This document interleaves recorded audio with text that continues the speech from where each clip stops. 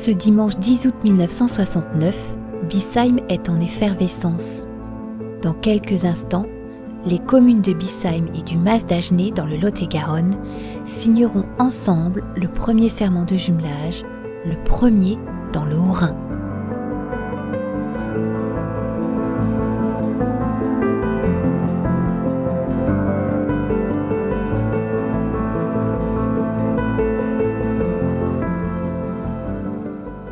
Un événement qui rassemble élus et habitants toutes générations confondues des deux villages.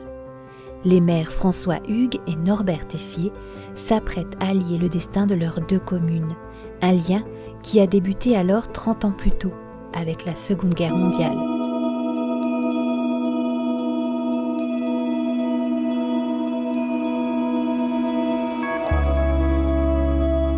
Le 1er septembre 1939, l'Allemagne envahit la Pologne. La France décrète la mobilisation générale.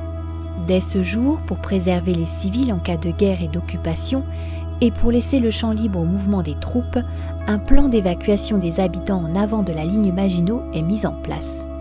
Ils seront évacués vers des centres de regroupement. Ce vendredi, à Biesheim, en début d'après-midi, alors que tout le monde vaque à ses occupations, l'appariteur annonce à la population que le village doit être évacué. C'est pas qu'on s'y attendait, pas vraiment autant que je me souviens.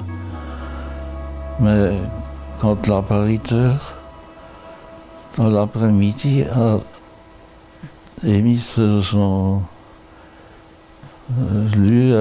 l'avis de l'évacuation, qu'on savait qu'à 9 h du soir, il fallait tout quitter.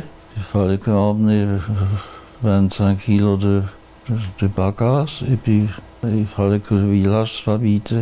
Et puis surtout en plus, laisser tout ce qui était animal, c'était interdit d'emmener un animal.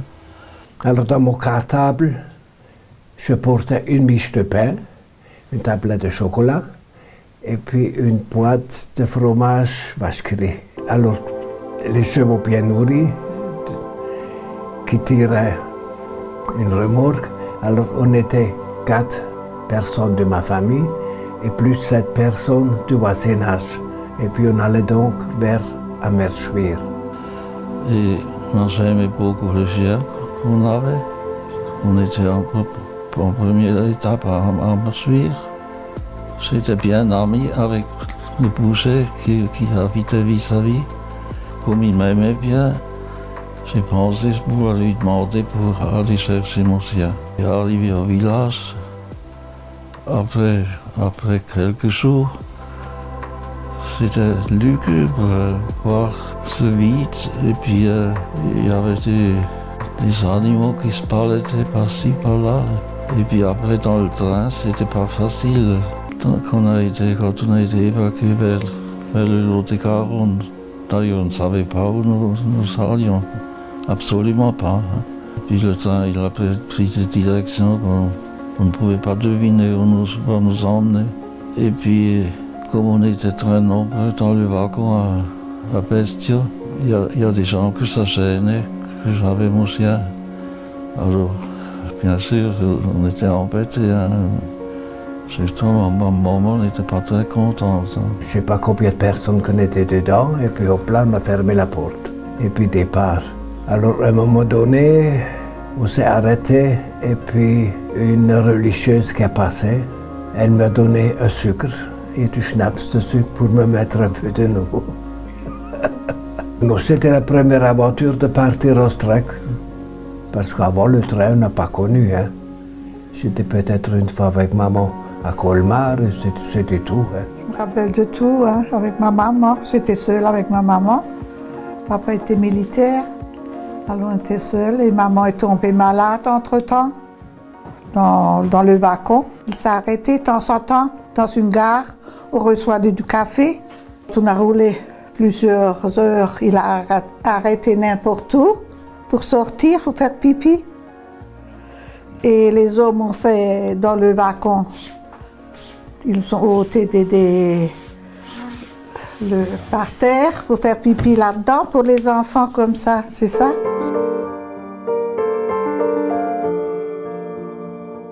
Le voyage dure 4 jours, avec quelques arrêts ravitaillement à Dijon, Limoges et Périgueux.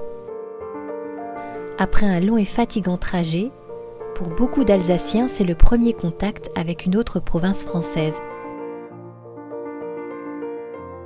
Nous sommes arrivés à Marmande. Là, nous étions logés dans la halle du marché. Ils avaient mis la paille par terre. Et puis une famille à côté de l'autre, là. Et puis le lendemain, on a sa conduit sur le Mastasne. Quand on débarque, parce qu'il n'y avait pas que Bissem qui a débarqué à Marmande, hein.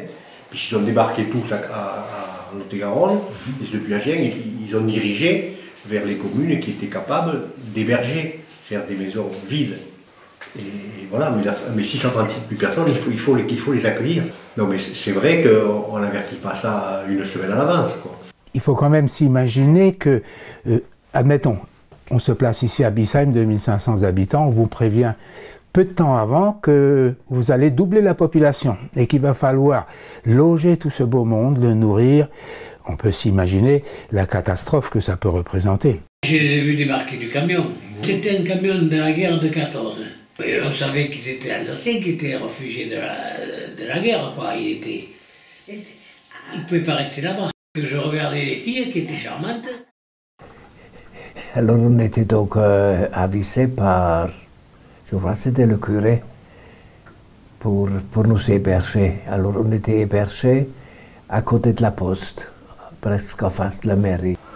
Au bout de quelques jours, nous avons pu trouver une maison qui nous hébergeait. Et il y avait une cour. Alors le chien, il était bien dans sa cour. Petit à petit, on s'est habitué à la vie là-bas, bien sûr, c'était pas facile. Hein. On était par terre sur une couverture, maman et moi.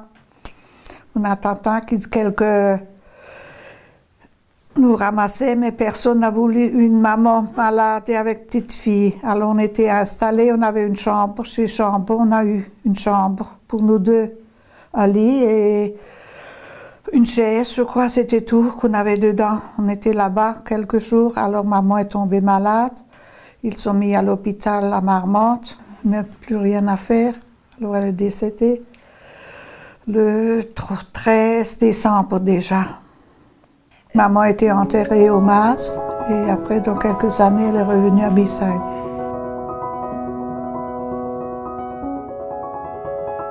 Malgré certaines incompréhensions liées à des mentalités différentes, des modes de vie différents, des pratiques religieuses différentes et surtout un langage différent, des liens durables se formeront. Ils n'étaient pas aussi élaborés leur vie comme la nôtre. Ils n'avaient par exemple pas de cuisinière, ils ne connaissaient pas.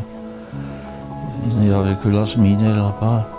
Avec le temps, on se liait d'amitié quand même. Les gens petit à petit nous connaissaient, nous faisaient confiance et puis essayaient de nous aider. J'ai commencé à faire des meubles avec des graisses.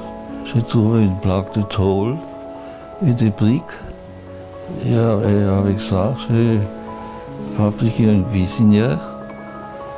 Et puis on a pu acheter quelques ustensiles et puis les voisins nous ont aidés aussi.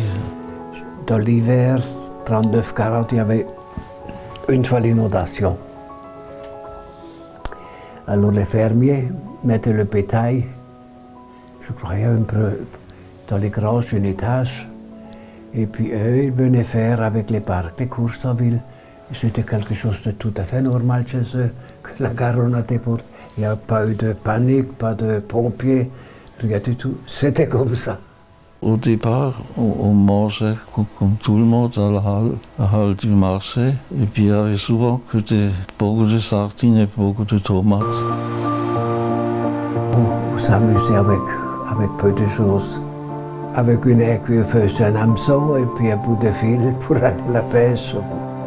C'était beau. Un fils au messer plus âgé que nous, qui s'occupait de nous. Et puis on allait des fois avec lui à la pêche et puis il nous surveillait. On pêche au canal. Hein. Et puis ensuite, en été, c'était la Garonne, la plage de Alors, on était une fois visité ça, c'était un tout petit endroit. Et nous mettons ça à la place.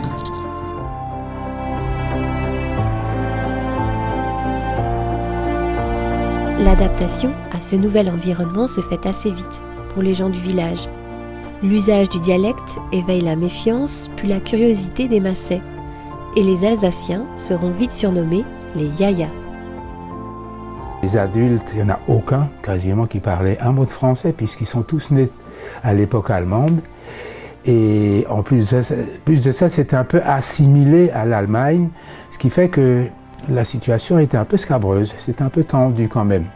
Et effectivement, là-bas, je suppose qu'aux masses, quand on leur posait une question, souvent on disait oui, mais eux, ils ne connaissaient pas le mot, alors ils disaient ya, c'est-à-dire oui, oui.